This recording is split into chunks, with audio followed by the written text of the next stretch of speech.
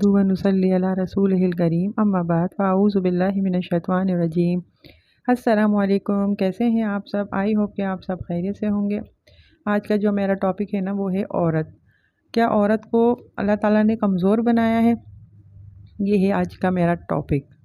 मर्द को समझने की जितनी सलाहियत अल्लाह ताला ने औरत को बख्शी है ना, मर्द को इसकी हवा भी नहीं लगी।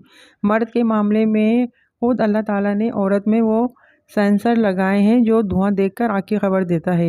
मिसाल के तौर पे आप देखें ना, जब आपका MBA पास हस्बैंड अपने दोस्त को घर लाता है और मिडिल पास बीवी इसको 10 मिनट में बता देती है कि इसके दोस्त की नज़र ठीक नहीं है। औरत में मर्द के बारे में इतनी एप्लीकेशंस रखी गई हैं कि वो इसकी नज़र पढ़ सकती है, इसके अल्फाज पढ़ सकती है, यहाँ तक कि वो मर्द की मसनूई और हकीकी मुस्कुराहट के फ़र्क को दिन और रात की तरह जानती है।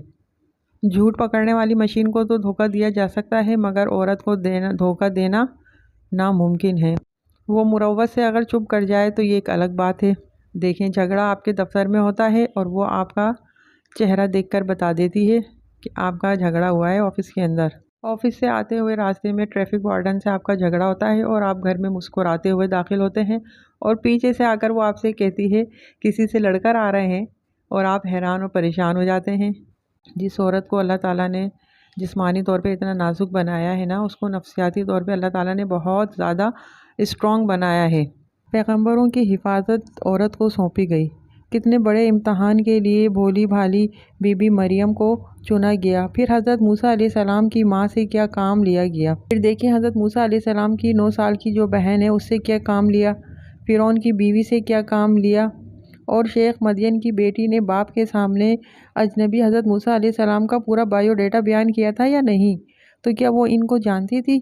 उसे कैसे पता चल गया कि वो मार्शल आर्ट्स के माहिर हैं, अमीन भी हैं और हया वाले भी हैं?